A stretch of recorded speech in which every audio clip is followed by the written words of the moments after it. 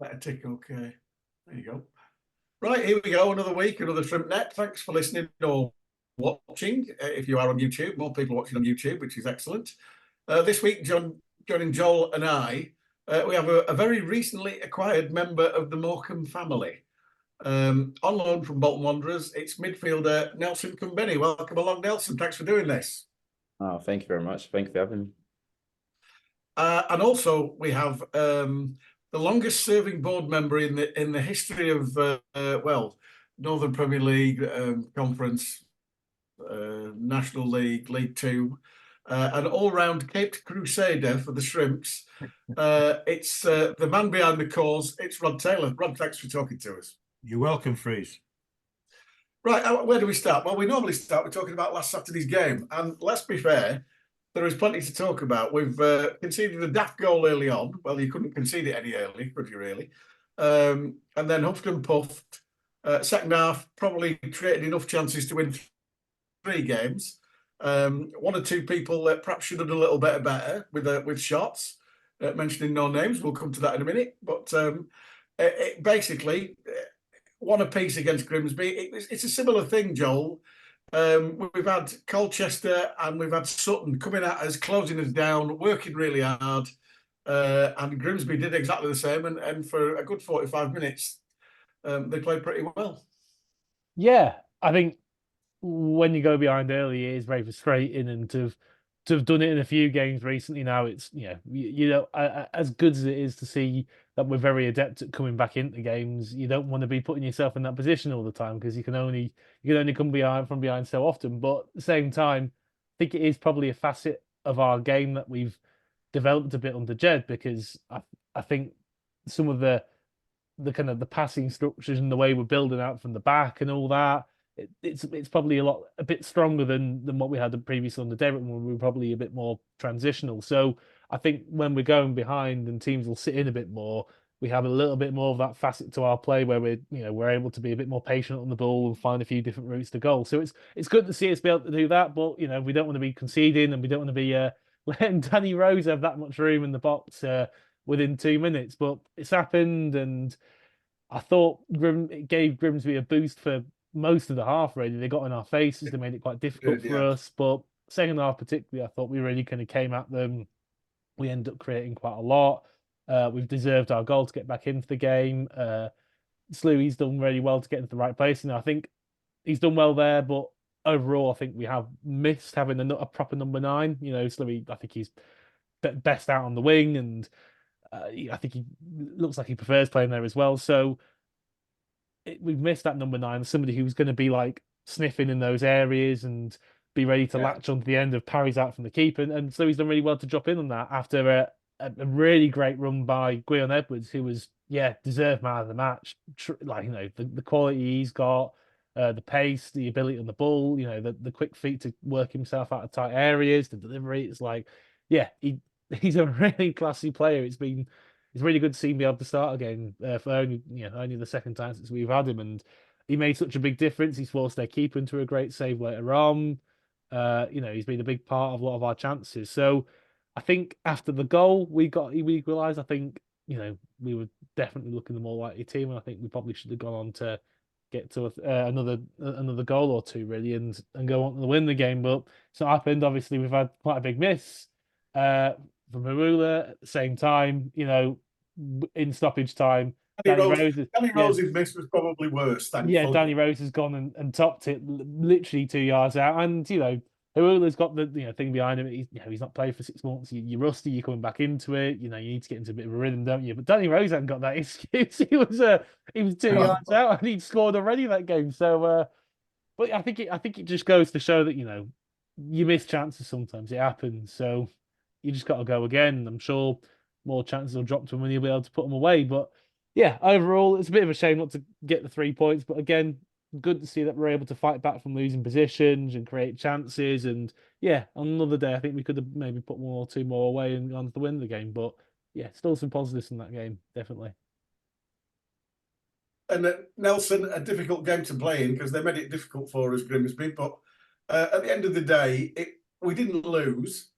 we salvaged a point, and bizarrely, we actually went up a place, which it's a strange one. That everybody else, the results seems to keep going for us, don't they? Yeah, no, but this is the thing. Even when coming into this initial alone, and everyone's telling me like this league it can swing very like different ways anyway. And you look at the past 2 weeks or so, every results of either, let's say, we've dropped points or gained a point or something, and results have managed to swing in different ways. So it's a bit mad in the way it's gone, but again, we're still in reach, and we're still there. We're still looking towards it.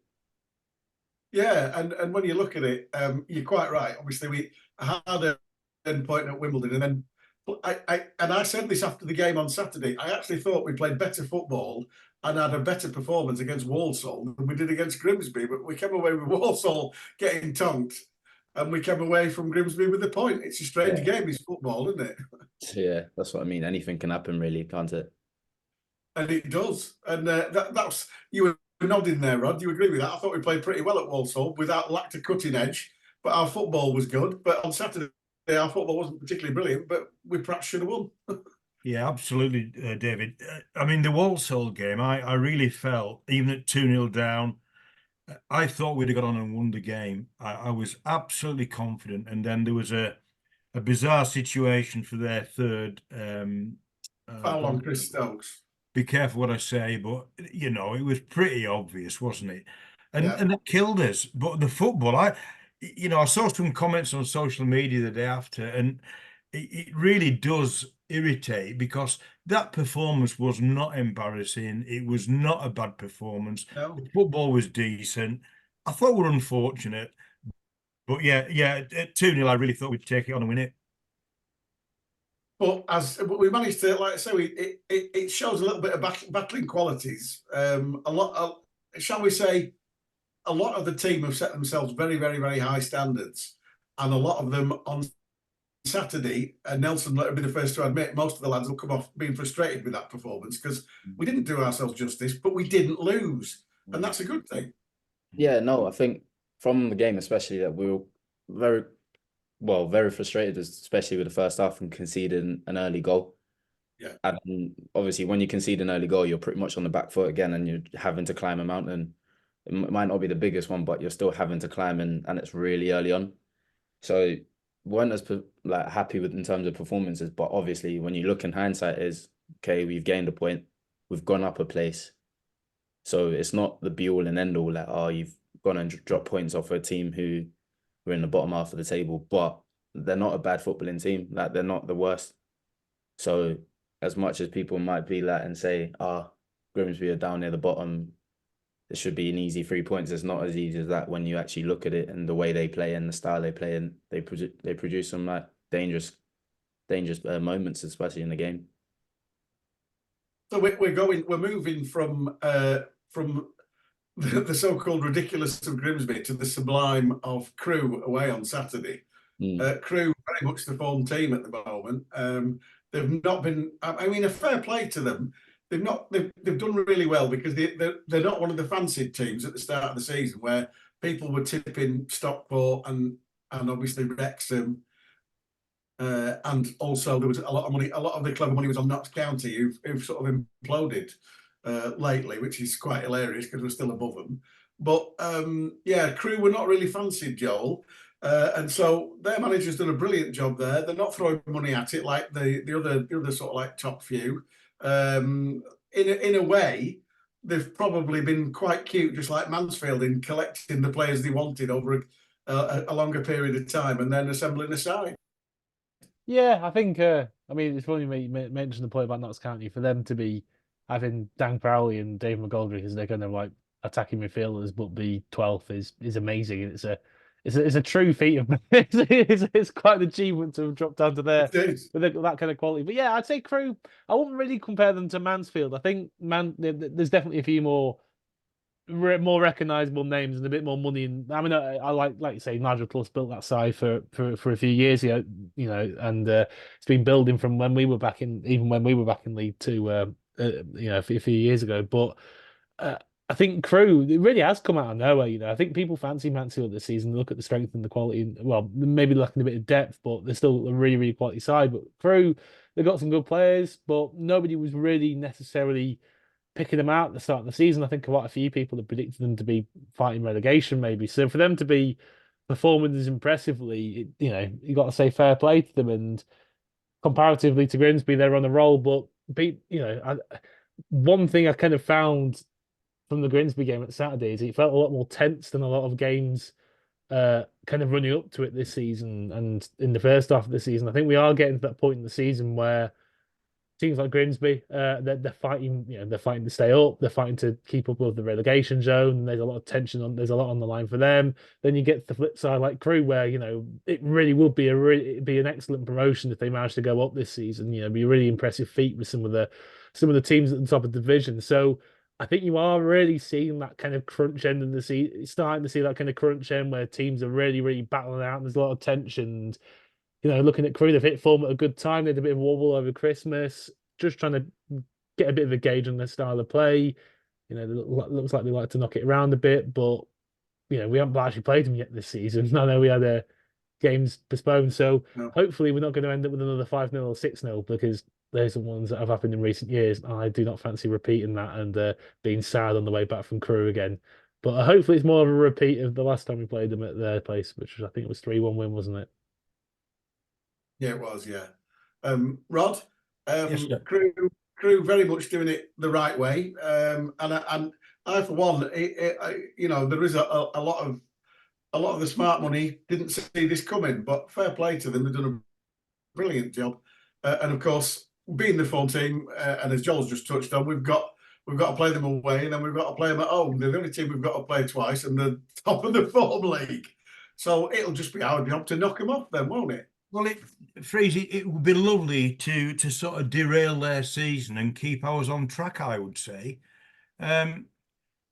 It's one of these that it's a strange league I see what you did there, because I know Crewe's the railway town. I think I got that reference there.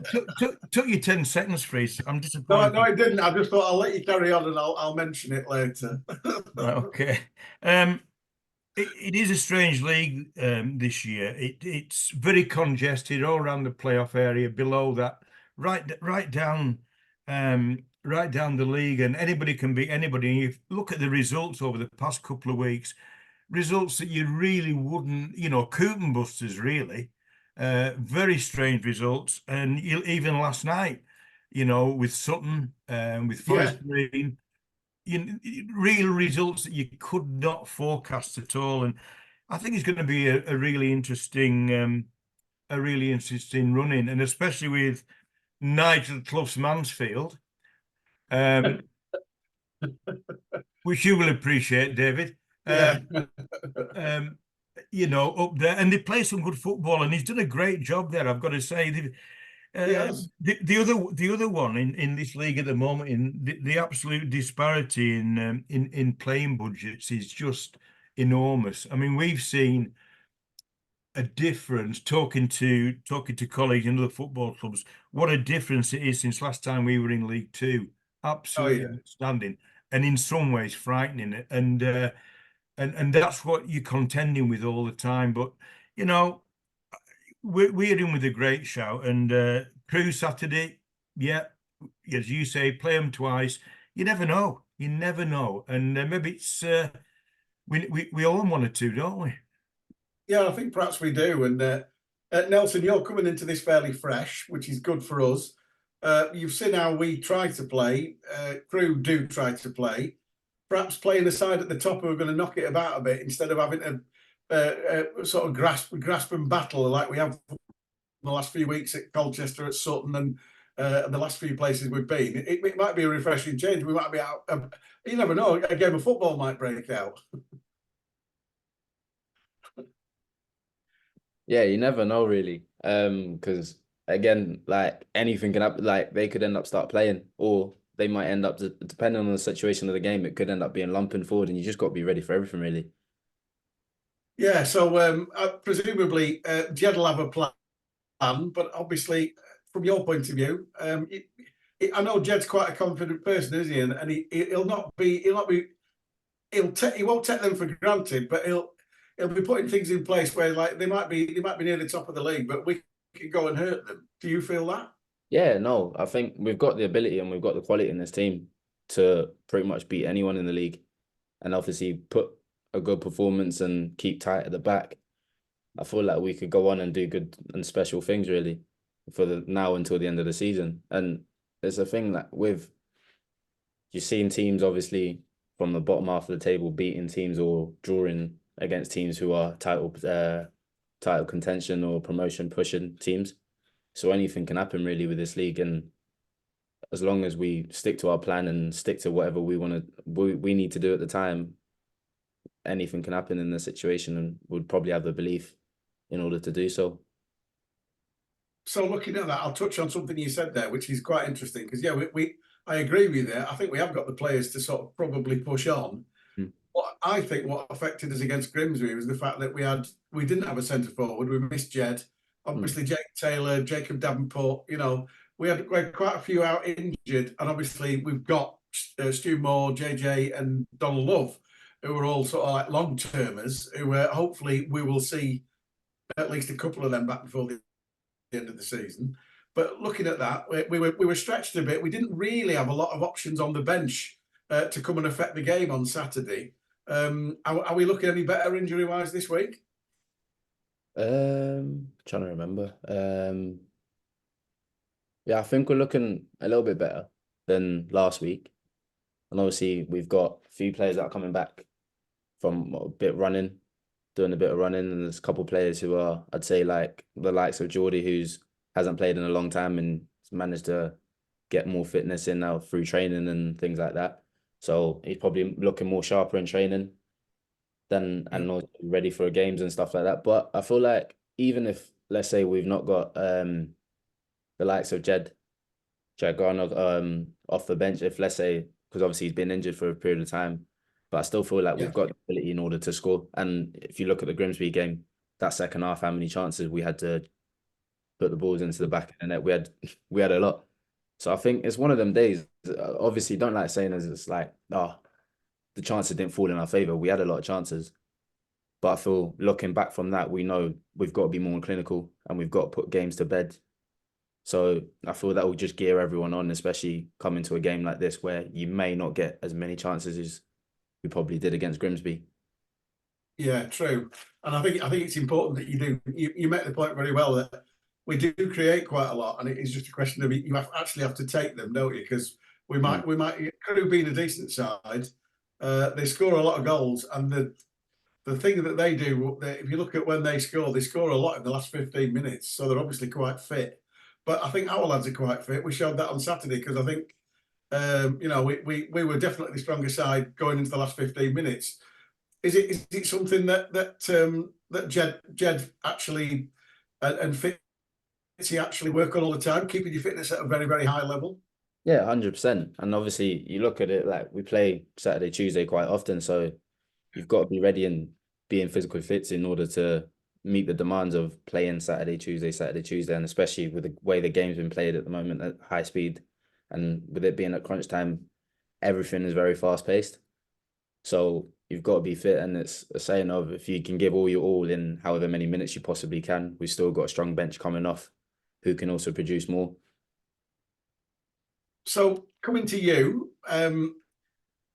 obviously get all our information off the club and the internet. So you were born in Malawi. Yeah. Obviously, very famous Lake Malawi for having cichlids in it, and they don't grow anywhere else. I know that because my brother has a tropical fish shop, so that's the only reason I know that. It's a strange fact, but there you go. So when did you move to UK? I moved over in 2007, so just before I was about to turn 5. All right, okay. Because what are you now? 21. 21 now, yeah. Yeah, right. So obviously you got picked up by Norwich. When did you go to Norwich? I was on trial around about when I was 8. So in the under-9s, I was on trial, and I officially signed with them at literally the back end of that under-9 season, going into my under-10s. So you were very, very young, weren't you then? So yeah. And you were there quite a few years. I was there for 11 years up until first year pro, the end of first year pro. Wow.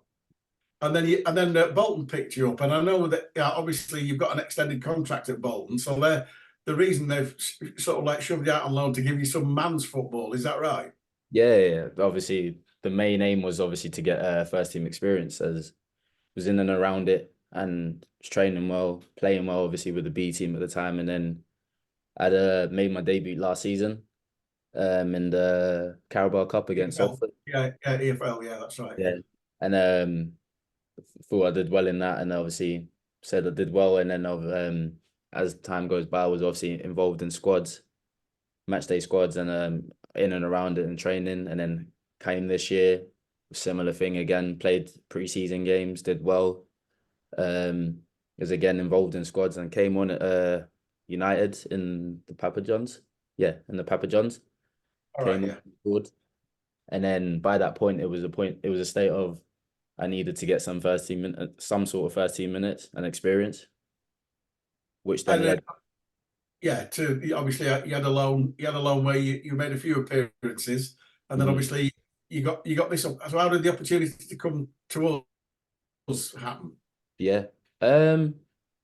So initially it was around about I think I can't remember exactly what time it was, but I remember just being in training and was coming back from fitness, obviously at the time, like from injury. And I think Andrew Tart, who's also played for the club as well, he's a B team coach. He spoke to me and was like, "Oh yeah, there's a bit of interest, but I'm not fully sure yet. 100%. Obviously, having to make sure that I was fully back fit, and how my rehab phase was going to be up until if I was going to be back in time and everything.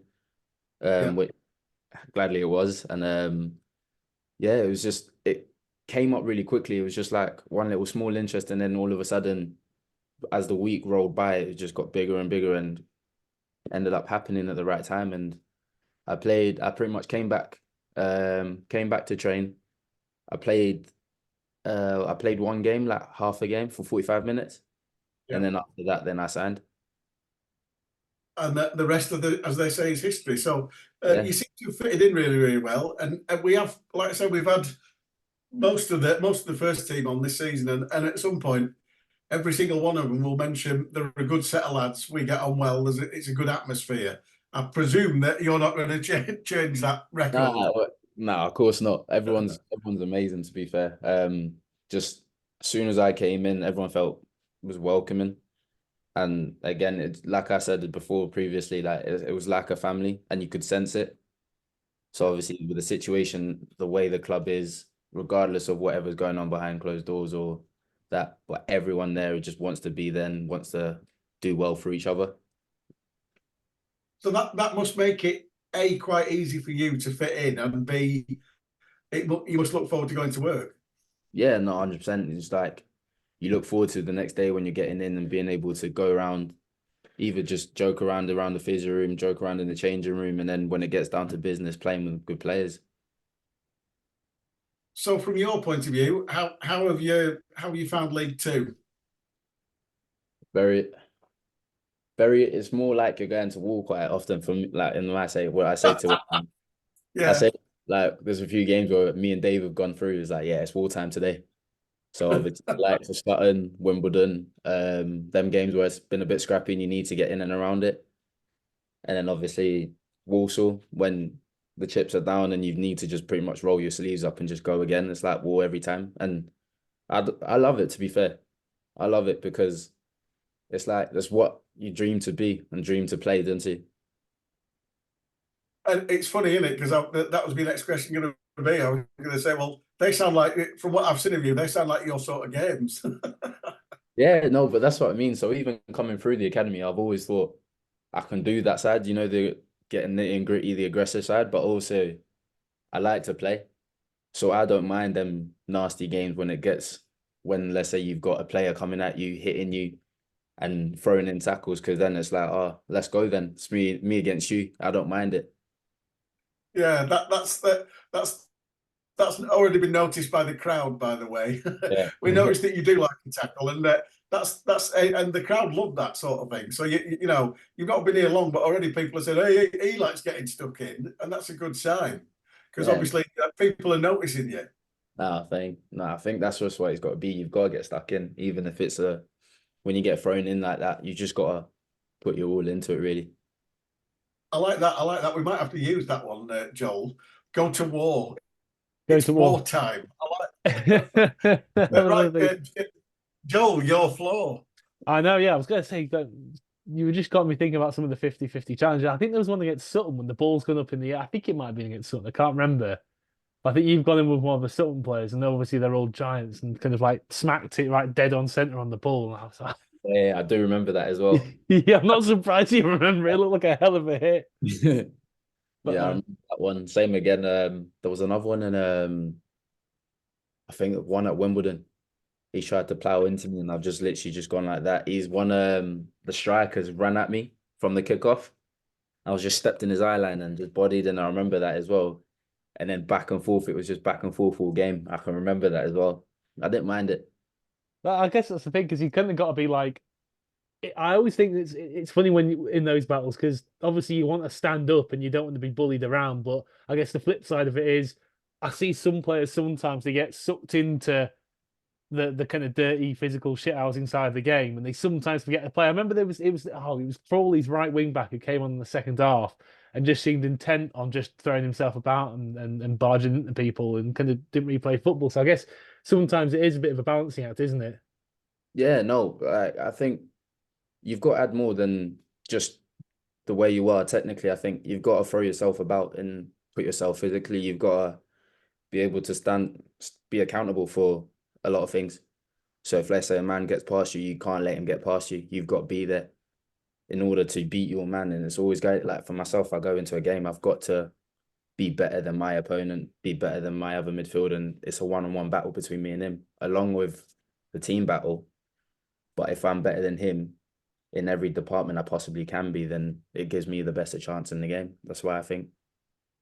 So talking of kind of dealing with those physical battles and kind of making that step up from under 23s or B team football, you didn't have massively long at File, but it seems to have set you up very, very well for coming into EFL football. So what kind of things did you learn from that experience at File then? I think one of the biggest ones was Gateshead. So we played Gateshead against Archie, and obviously we were bottom. At the time, we were down near the bottom, like in the relegation zone, and obviously they were pushing again promotion. And I remember in the game, we'd gone in, and obviously we had our tactics set. And it was one of them games where I was getting frustrated because I wasn't getting on the ball a lot, but I was moving around everywhere, having to track another player. And I just felt like, this is long. I was running everywhere. I was like, oh, I can't do this. And obviously I'm there having not an argument, but I was obviously talking to the staff at the time. I'm like, I need a bit of space here in order to be able to track, in order to press him as well at the same time. And the way Gateshead play, they move you about everywhere. But we ended up winning the game 4-0. But at halftime, we were 2-0 up. And in that moment then, where I probably learned the biggest lesson was like welcome to men's first team experience. Like, this is a real culture shock, because even though you're not playing your game, you need to do the basics and you need to do the stuff that can be trusted. So you might have a one-off game where you don't get the ball as much, especially for a midfielder. You'd love to get on the ball and play the passes, the intricate passes, and do all that stuff. You have to do the other side. And that would probably be one of the biggest learning points, was where we were 2-0 up. I was doing my job, but even though I wasn't getting on the ball, in my head at the time, I thought, this is not good. This is a bit ugly for me. But obviously that probably learned the way, especially like, I'd say a game like Sutton, where the ball's constantly in the air. You rarely have a moment to breathe on the ball. In them moments is where I probably learned from that moment, is that it's that sort of game. It might be one off, and that might be that only game where you might not get the ball on the deck, but you need to do every other thing in order to succeed. And I guess sorry, go on. I was just going to say the one thing you have learned as well is it might not have been your sort of game, but when you walked into the dressing room and saw Archie 3 months later, you went, "Oh, hello." Yeah, no, yeah, that's what I mean. So when we first walked in, and I think he's the only one I knew because obviously we were back together at Norwich together, and when I walked in, and I just looked at him and just started laughing. Because obviously we knew that game. I was like, oh, he then went to me and said, wow, that game, I never want to think about it again, really. But again, it's the same for us because I didn't really want to think about that game because I was just constantly running around everywhere. Was it? I guess it's one of those that you come away from and you kind of learn. I guess the feeling of winning ultimately probably trumps the fact that you maybe didn't quite get as many touches on the ball and stuff. Yeah, no, I feel in them situations, the feeling of winning means so much more, especially in them sort of games, because again, it's three points you move up the table. Where with the likes of 23s, although it was a different sort of feeling, but at the end of it, you're still in the same situation type of thing. Do you know what I mean? Mm. Yeah, so I think that's the difference with it. Touch on the 23 stuff because I'm not actually entirely familiar with how it exactly works. But obviously at Bolton they've got the kind of the B team system. So are you playing in under 23 leagues and kind of Premier League 2 settings with the B team, or is it something slightly different? It's slightly different to Norwich because obviously Norwich was Cat 1. So you end up having the Premier League system, which is set from when you're 18, it's North and South split. And then when it gets to 23s, it's Division 1 and Division 2. And then obviously you get promoted into Division 1 and you get that element of relegation and promotion in the 23s at Cat 1. And similar with Cat 2, but at Cat 3 with the B team system, it changes slightly because you only get, it's like a Central League, they call it. And there's only a certain amount of teams with a several amount of Central League. So there's not really much promotion and relegation. You just win the title. And then I think they then tend to change it about every season in terms of different teams coming in, different teams going out. So I guess that can so it kind of been that more. Don't want to say sterilized, but that kind of almost like that no relegation and no promotion kind of environment. I guess that makes kind of loans like this even more valuable, then, doesn't it? Yeah, 100%. Just getting a feel of what you've wanted and what you've dreamt for in the past, and like back when you were a kid, you dream of them sort of moments of, let's say, Tranmere, massive, having a last minute winner, and even though you're coming off and you're screaming and you're running down the line and trying to celebrating with all the lads, like you don't realize like how good the moments are until you're in it. And I don't think it's not the similar feeling as you would get at 23 than you would at a first team environment. I'm telling you that Tranmere game. Correct me if I'm wrong, but I think you might have been the quickest sub off the bench to the pylon. No, I think I was actually one of the last ones. It was Charlie Brown. He was the quickest. He was the first one to start bombing it down there, and I remember I was there celebrating with Les and Jack, and then I was the last one in the pile. Oh, brilliant! Well, to be fair, yeah.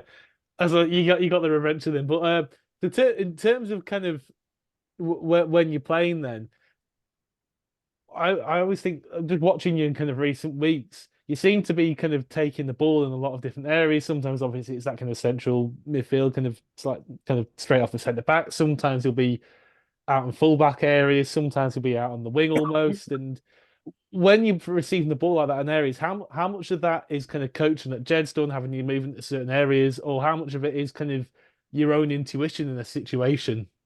I think initially for me when I first came in, like the first 2 weeks, the understanding of going out wide was a bit different for me because at Bolton we look, especially in the position we play, we look to stay around in and around it because obviously we're playing with 3 centre backs, so that you end up killing the centre back space.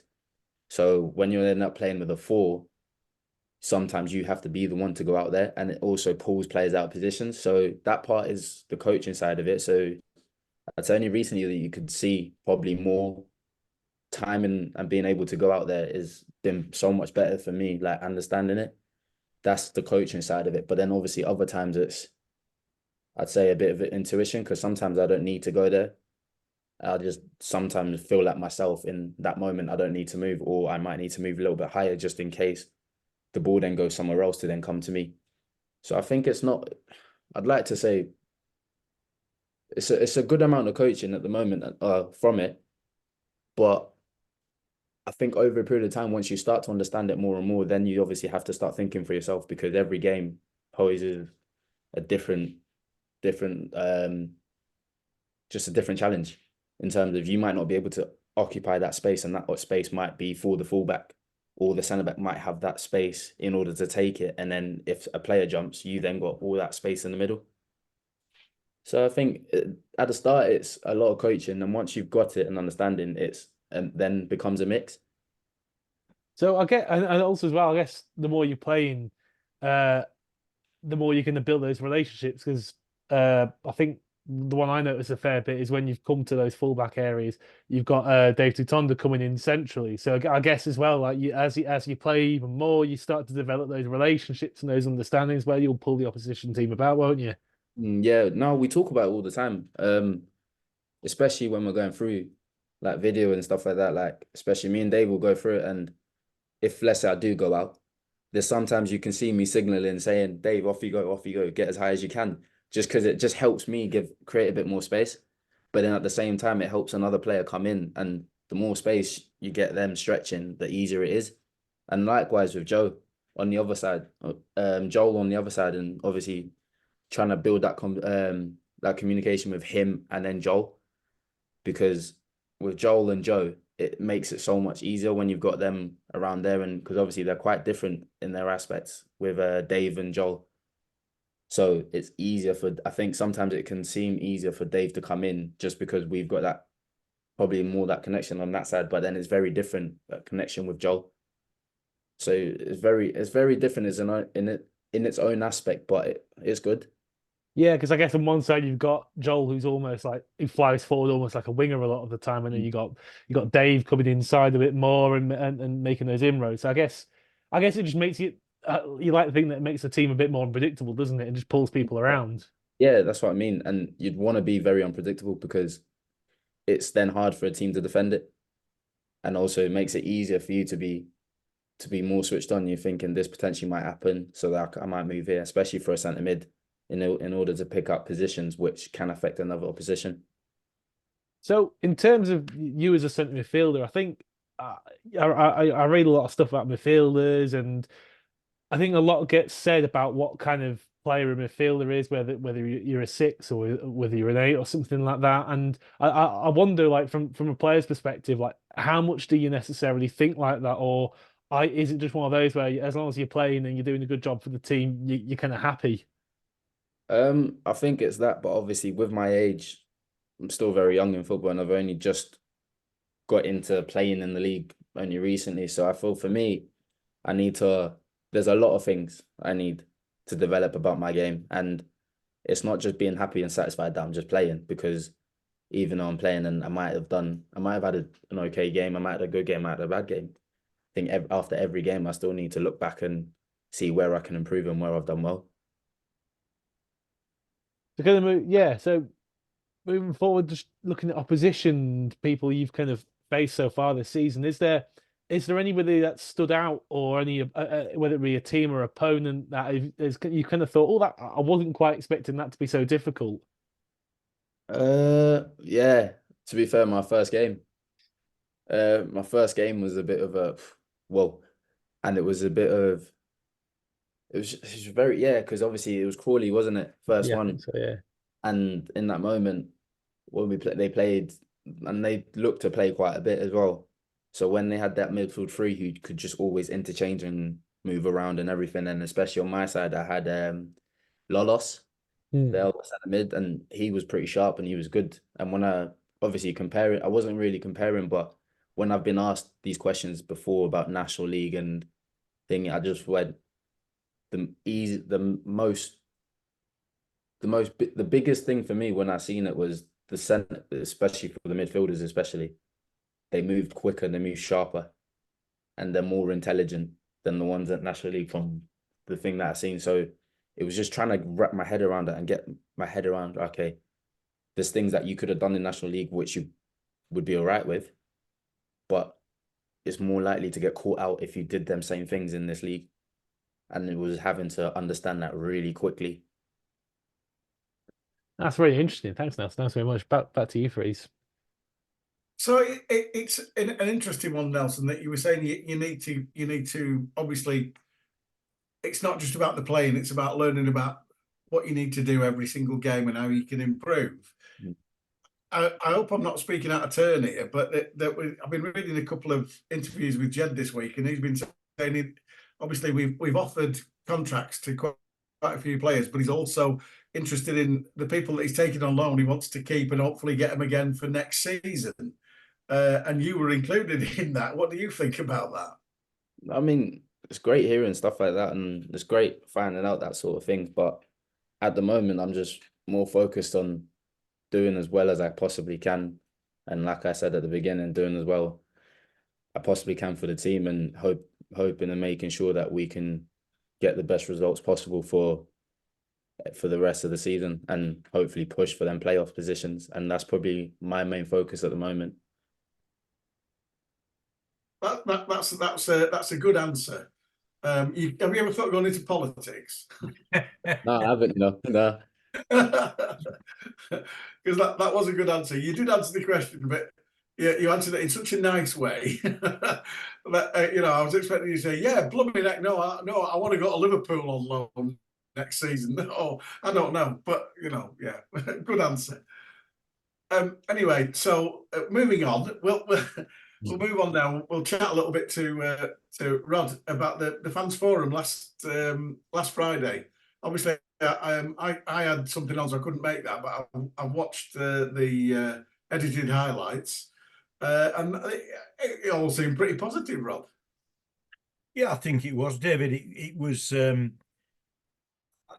probably we headed off a few of the questions that may have been raised in the first half of the forum.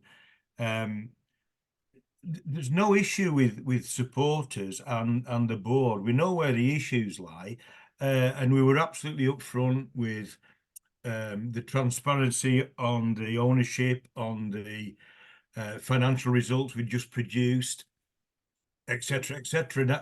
And I think there was a definite feel-good factor about that room on the night. It was a really positive evening.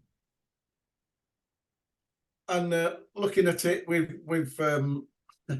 they've actually, the Shrimp Trust have actually christened it the march to the ground, and they've actually christened it as a positive rather than a negative, haven't they? Which is a good thing, because I think it's important that the actual supporters do have a voice and they know that they're listened to, but also the feedback from the club was like, yeah, we're all for getting behind you and understand what you're doing, but it needs to be done in a positive way. And Joel, the trust have accepted that, and obviously it's a march of support, isn't it? Yes, yeah. No, exactly. It's been a frustrating process, obviously, with the sale of the club, but I think it's important to understand the positive role that Rod and the rest of the board have had in this, and what the kind of the end goal is. And I think Charlie's mentioned it before. Jason wants Jason out, and we would like the process to be quicker. And hopefully, this march is about just kind of backing the board and supporting them, and hopefully, getting it over the line and seeing it through, and hopefully allowing the club to kick on even further. And we'll chat. Well, obviously the details are out there now. They're going to set off from the promenade, Morecambe statue, meet there at 11:30, set off at 12, and then walk right down the prom to the end of Regent Road. Is the plan to actually, are they going to close off Regent Road if 500 people turn up, or are you going to walk on the pavement, Joel? What's going to happen? I think it's one of those where it's going to somewhat depend on how many people turned up. There's been conversations with the police and just making sure that everything's there, all in order with that. And as far as I'm aware, it's all been pretty cooperative and good natured and everything. So it's just, there's not going to be like flares lobbed around or anything like that.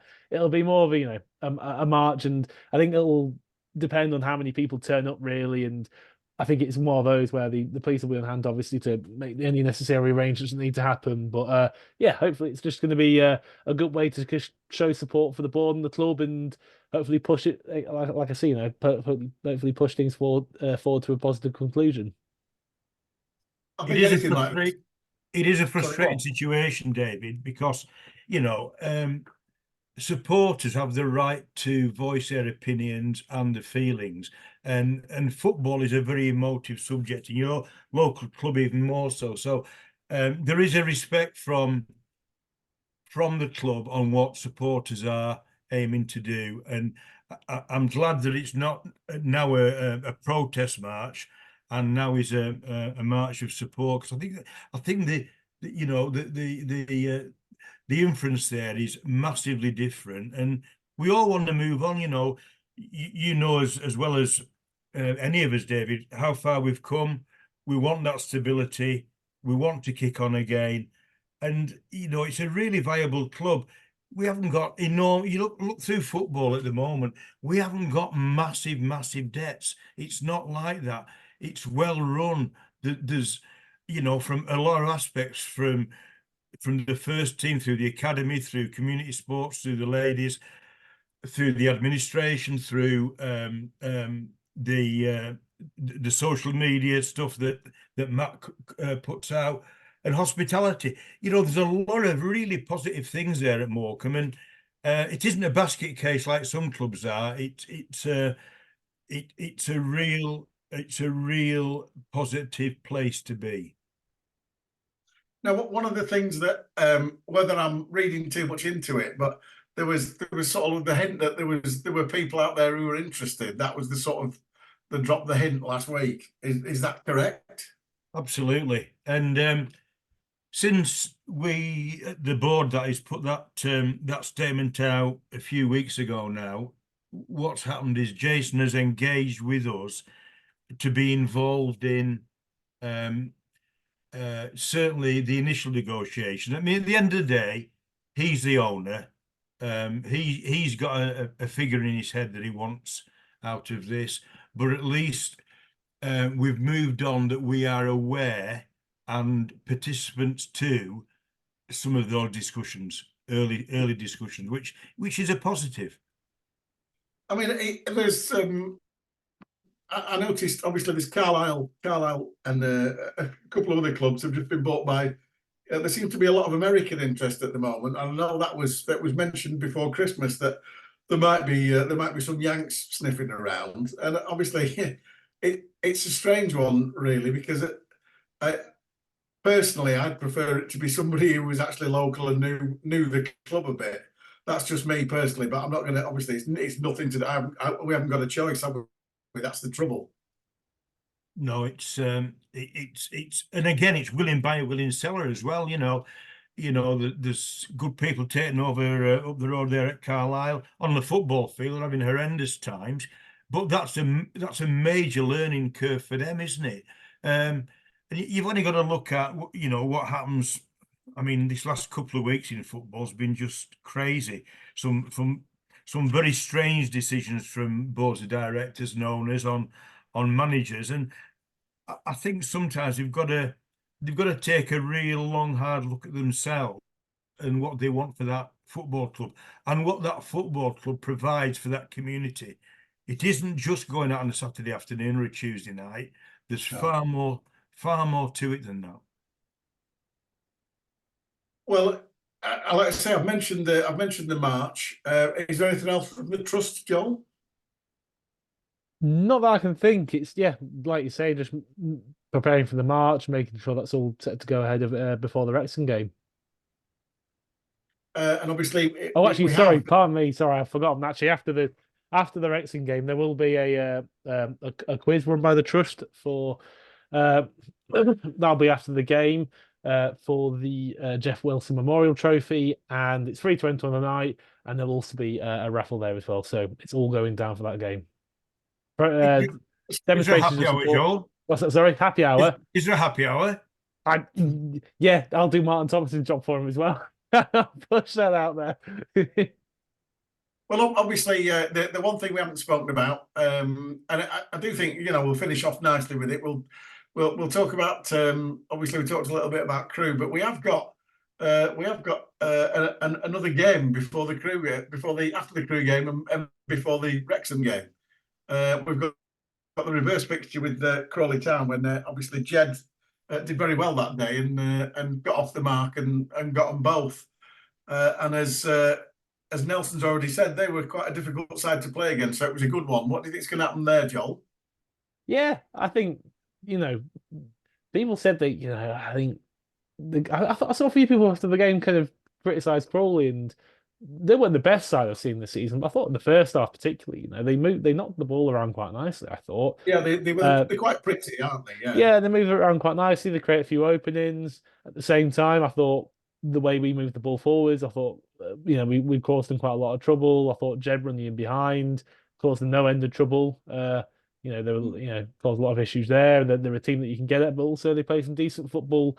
And they've got a bit about them as a side. They're up to 9th now. They've won through in the bounce. They're decent. That Lolos as well. Good player, I thought, kind of dropping in behind and kind of working his way into those pockets. So yeah, look, they're a team that they're in that big kind of bunch of just below the player / just at the bottom of the players' teams that you're not really sure who's going to come out on top. It was looking like Walsall wouldn't be anywhere near it, but this run of results they've had, including against us, has been fantastic. Crawley just won 3 in the balance when it was looking like they might slip into obscurity. Harrogate had their little moment in the sun. Now they've lost 9-2 to Mansfield, and yeah, it's balmy this league, and you don't really want to go too far in predicting things because you'll end up losing money if you do. Well, bizarrely, I've written it down as to mention, but not really say too much about it. And the reason I've done that, I mean, obviously, Nelson made his debut against him, and I thought, well, go on, we'll talk a little bit about it because obviously it's nice. But because we've got Crewe away on Saturday and all the teams played, a lot of teams played last night, everybody's playing on Saturday, and then we're playing next Tuesday. I'm thinking, if we see anything about Crawley, God knows what's going to happen on Saturday. We could be 15th, or we might be bloody 7th. You just don't know, do you, Nelson? Yeah. That's the vagaries of it at the moment. Yeah, no. That's the thing of it. Like, that's what we were saying. Like, we just take it every game, each game as it comes, and hopefully we can build on a run and get a run of wins and pull some results together. And you never know what can happen. Teams can go from 15th or 16th to 7th or 15th to 9th or the other way around. Just never know. And that's the thing. So I'm going to leave it there with Crawley because I can't imagine that like you say, they've got up to 9th because they won last night, and so we dropped down 1 place, but we didn't play, so that's fine. So we're back where we were before we drew with Grimsby.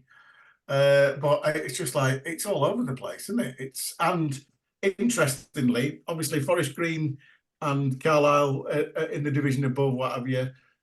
All the bottom sides are now starting to pit in. All the divisions are starting to. They've put new managers in place, or they've got new recruits in, and all of a sudden, the gap in our division now. Grimsby drew on Saturday, and they're now looking over the shoulder because obviously Sutton won, and Forest Green took a point, Joel. So all of a sudden, from being comfy, there's plenty of games left, isn't there?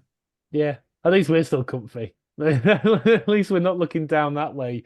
But yeah, keep it exciting, and like I said, the games are getting much more intense and horrible. Like it was all fun in the early in the season when you pop down, you have a bit of a laugh, and if you lost that game, there's always the next. But now it's horrible, isn't it? It's all tense and everything. But but at the same time, I do quite like it. So yeah, looking forward to it. Should be an exciting end to the season. Freeze, it's not a bad thing to be just under the radar either. We've been there before. And it worked very well for us. So, just come up on the inside rail as that final furlong approaches. Yeah, we've been saying that all week. We keep saying it, and we keep saying it every week. The fact that we're just off the radar, and it's nice to stay there. But that addendum has always been. But if we win our game in hand. And every time we play our game in hand, we don't win it. So we're still under the radar. But that's just the way it is. And to be absolutely truthful, and I said this to some of the lads I was talking to the other night, if we get in a situation where we go to Swindon away, the last game of the season, and we still have a sniff of the playoffs, that'll do for me. Whether we get in them or not, that'll do. There you go, Nelson. There's absolutely no pressure from me. These two might have pressure, but no pressure from me. Right. You just do your best. Thank you. So this has been ShrimpNet. I've no idea what episode this is for this season. It's probably in the nearly the 30s now or something. I don't know. But there you go. Thanks to Joel. Thanks to Rod. Thanks to Nelson. Play well Saturday. We need you. Do you just a final question, Nelson? Do you fancy yourself as a bit of a goal scorer? I do. To be fair, no. Secretly, I do. Secretly, I do. But obviously, my record doesn't scream highly. But I can finish well. That's what I think. I meant to ask you that before because obviously we were talking about Geordie looking like a frightened rabbit in car headlights, and it could have maybe taken a touch, but it was a difficult chance. Yeah. And obviously, if he'd have hit it goalwards, there were two people on the line. Maybe they'd have cleared it off, you know, blah blah blah. But I did know you had a bit of an half chance Saturday as well, didn't you? Yeah, I see it. To be fair, fuming. I was so angry after seeing that. I remember I put my hands on my head and I was just like, it was going through my head for about a minute, and then it just went. So because obviously you can't keep it in your head for long. But I remember I was thinking, do I take my time, take a touch and shoot? Do I shoot? And then as it came up so like quickly, I was thinking, you know what? I ain't got time to think about this. I've just got to try shoot or something, and I absolutely fluffed it. So yeah, it didn't go right. But anyway, we've got 13 more games or to try and get a goal or more. Right. Well, so from me then, there's no pressure to get in the playoffs, but there is a pressure to score. We'll see. We'll try. Only got to try your best, haven't you? Yeah, of course you can. You can't fault you for that, mate. Thanks for coming on. This has been ShrimpNet. Thanks for listening.